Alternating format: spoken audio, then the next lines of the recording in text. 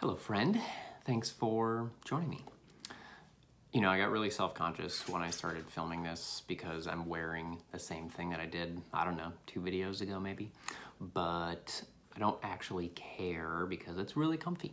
And I tend to wear things in spurts, what I really like. And yeah, I found this thing like a couple weeks ago when it started getting chilly here in Raleigh, North Carolina. And I was like, ooh, I remember that thing. I'm gonna wear that all the time. So that's the first thing on my mind. But today I wanted to share a little bit of an update about just kind of where I'm at in my process, how things are continuing to change, both in the external world and my internal world, how I'm handling the applying for full-time job process, what that's looked like for me. I know for many of you who have not been in that world like myself, there's a lot of fears, concerns, questions about like, oh my God, well, if I did even want to get back into that, how do I do so? What does it look like? So yeah, I'm gonna share some of what that looks like for me. I am feeling really good about where things are going. I was talking to Jesse last night after both a phone interview and a call with a good friend who I really respect, and wanted to get his feedback on my situation, how I'm going about doing things. And I was just telling her that I'm just like really excited. I'm really excited. And I laughed there because immediately I'm like, my God, I never thought I would be saying that I'd be excited to look for a full-time job. I never thought I'd be doing it, for one, much less actually be excited about it. And the reason that I'm excited about that is, for one, which I guess I'll kind of get to, I guess I'm going backwards a little bit here, but I am excited to be finding positions that are actually interesting to me. Part of the narrative that I had in my head was that working full-time, working for somebody else sucks. And that I can't or wouldn't find anything that doesn't feel, or that would feel interesting, fun, interesting, engaging, etc. So it's been really meaningful to find roles where I'm actually like, oh, that seems interesting. I could totally see myself doing that. Again, is it my like dream job necessarily, or like what I want to do forever? I don't know, probably not. But to at least have some sense of, because at the end of the day, like I am somebody who I want to learn, you know, I just like a never-ending curiosity, and I enjoy learning, but moving on the path to do things and getting my hands dirty and being in it. And I want to do things that are engaging. Like I want to do things that are mentally stimulating. I want to do things that feel like meaningful work. And so, yeah, to find some things that feel like they fit that bill, at least conceptually from the outside, because, you know, things always change or are different on a day-to-day, or what like is actually true. You know, it's like a dating profile, right? Like you don't actually know what the hell the role is or whatever until you actually get in it and are, you know, engaging with it. But yeah, it feels really expansive to at least know that that stuff exists. Like I said, not that it ever, that it didn't before, but in my mind it didn't. And so to speak to another story, because I had mentioned this in my video a few videos ago where I was talking about like why there wasn't a simple solution as to what to do, like getting a full-time job, part-time job, whatever. And that was that I don't think I'm marketable, was the story that I had. And so that was one of the things that I was really looking forward to sharing. I think I've kind of mentioned it here and there in the past like video or two, or I also forget that I'm recording this on my podcast. I keep saying video, I need to be saying recording. So apologies, podcast listeners. I had this belief or this story in my mind that I wasn't marketable. And it's funny, I'm at the point now where I feel very marketable because of listing out my experience in a resume and, looking through that and reading through that and thinking through that. I've realized that I have it is a broad skill set, but there's also a common denominator to it, or common threads within that. And so what I've found is that there's a couple things. And again, I'm sharing this in hopes of it potentially resonating with you wherever you're at. I have a friend who I talked to yesterday as well, who has been in different industries, has never ran his own business, but he's been in very drastically different industries. And so it had been hard for him to he hasn't gone very deep on one thing. He's done a handful of different things. And so you end up with this broad skill set, this broad resume, and it's hard in a world where it's a world of experts, and companies want to, at least the old way of doing things is that it's very linear, very hierarchical. Companies want to see this kind of linear form of growth. So for the older company, the more traditional company, the larger corporation, you're going to need that deep dive in whatever your field, your position, your role, etc. But a lot of smaller, younger, more progressive companies are valuing people who have a diverse skill set, who are individuals who are willing to learn but also pick up on things quickly, and who are somewhat moldable to what they want and the roles, especially if it's a smaller company and they want you to really sink your teeth in and create the role and or a team to what the company needs. They just want people who are going to really fit their culture and what they're building, as well as have a skill set. Now, it doesn't mean that not having any skills or any expertise that doesn't matter, because it does. And so that's kind of the other thing that I was going to get to with my experience and what that looks like is what I've realized after being in a client-facing business for going on, my own business 7.5 years, in this, I was in training for a year before that, so 8.5 years of client-facing work, one-on-one mostly.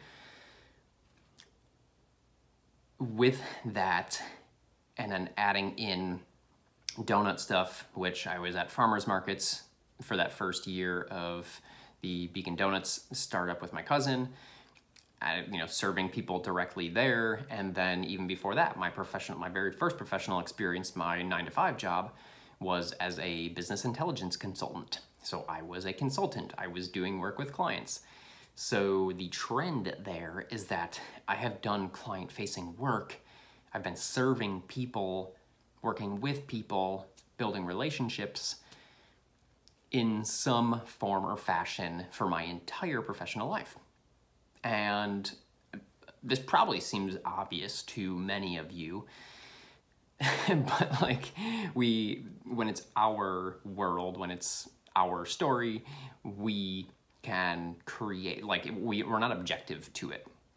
So it was interesting for me to have this takeaway and be like, oh shit, I actually do have a pretty, all of my experiences around people and relationships and supporting that somehow, and supporting people and serving some greater cause. So with that, because I'm sure people will be curious, I think for anybody that, again, is in a similar boat, you're probably interested in like, well, what are you searching for, Ben? If you've been running your own business for this many years, if you've been doing this, how are you going into the working world hoping to get a decent job that like with your expertise?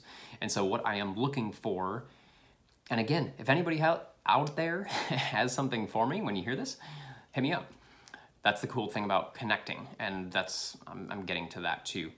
I am looking at customer success roles basically as I begin to learn the lingo of the space. Really just helping businesses with their relationships, creating, maintaining, cultivating relationships, because at the end of the day, that is the lifeblood of any business, internal or external.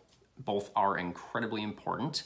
And again, younger, more progressive companies are seeing that more so than older companies. Older companies see it from the perspective of bottom line, which it still holds true in that situation, but I'm interested in being integrated into a company that sees the value in the actual connection of it as well, and that it can be mutually beneficial, that there is an experience involved, a human experience that isn't purely bottom line, but that bottom line is still involved. So that's what I am looking for, and yeah, like I'm feeling very confident in that. I know there's gonna be, like, I don't have the professional experience. The one role that I had my first phone interview last night, yay! I was gonna lead in with that and I forgot. So yeah, first official phone interview this week.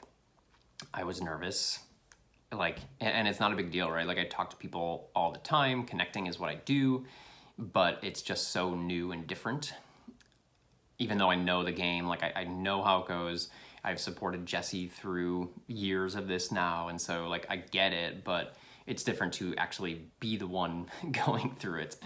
But yeah, I had that. It was for a partnership success manager position. Actually, ironically, talked to a buddy last night who noted a position like that at his company as well, and so that's been something that I has been continuing to kind of fall in my lap in terms of what the role would be, not offers, but so yeah, I'm super interested in that. So like clearly I haven't gone out there and created brand partnerships or anything like that. So I do lack the technical piece of that or the experience piece of it. However, I am very adaptable, right? I'm somebody who, because of my breadth of work and my experiences and the diversity of it, I have shown that I am a quick learner, I like to learn, and that I can do shit on my own, right? Like they don't have to worry about me or micromanage me. I can take care of things on my own. So that's kind of what I'm leaning into in terms of being marketable. But as I mentioned, connection, I kind of wanted to loop back to this as like the most impactful way that I am approaching this part of the process for me is I'm not simply going on LinkedIn and applying for every possible job that I see. I am leveraging my network and my connections first. And I say that, like I'm doing that from a place of heart. This is also the benefit of being a good person. Like I'm a good guy, I'm a good person, and if you're listening to this, likely you are a wonderful woman or man as well. I should say person, I suppose. You are a wonderful human, and that comes back around, right? Like people want to help other good people, and so for me, I've been connecting with a lot of my friends or people that I've worked with. Because now I've worked with, I have a lot of people who are past clients who are now also dear friends, both in the coaching space, the life coaching, as well as the training space. So I have these really cool connections built where these people not only know me and have worked with me on a professional level, but they also know my character and who I am. And so they can vouch for me for one, and they can be referral sources if that fits. but they also just want to help in general too. Like even if that's not a thing, they can help push me in the direction of things that might work. They can make connections, reach out to people, things like that. And so that's what I'm doing right now, is really trying to lean into my community. I've created a really awesome community over the years. I'm really grateful to have the people in my life that I do. I'm very fortunate, but I've also done that intentionally, right? Like I've also cultivated these really, really meaningful relationships. And these are the moments when I get to reap the rewards of that from a support level. So I just want to mention that because I know for many of you as big thinkers and deep feelers, you are a good person, and because of that, people want to support you. And I've actively been asking for help and support during this time. I'm not pretending that I can do everything myself or I want to do everything myself. I am very openly and graciously asking for support, leaning on that, and allowing other people to give that to me. And then of course, showing my intense gratitude in return as I transition into this, world that I am quite ignorant to after being out of it for a while. I thought there was one other thing I was going to share after the connection piece. That was the most important thing I kind of wanted to get to.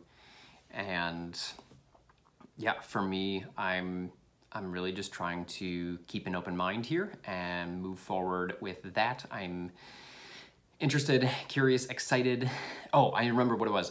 The one final thing I wanted to say is what I'm actually finding is when I started this, I was like, okay, I'm gonna have to be applying for roles that are 50,000, entry level type roles. And what I'm finding, and again, I haven't gotten any offers or anything like that, but what I'm finding is I'm gaining more confidence that I may be able to find not an entry level, but the next level up. So I might be able to find something in the 60 to 80,000 range. And that feels really, really good to me because again, I just had this deep story of I am not marketable. I don't have anything to offer, when now I'm seeing that that's absolutely not true. And I very deeply believe in how much of an asset I am. So to rewrite these stories for me has been really empowering. It's been really interesting. And I am starting to feel a sense of possibility of what is out there and what my next steps may be. So I'm gonna end it there today. Super excited to continue to share this with y'all. Thanks for hanging out. As always, if you have questions, comments, concerns, feedback, insights, advice, hit me up either in the comments or shoot me a message on Instagram at benjamin.m.fritz. But I'm gonna leave y'all for now. Talk to you soon. Much love, Benjamin.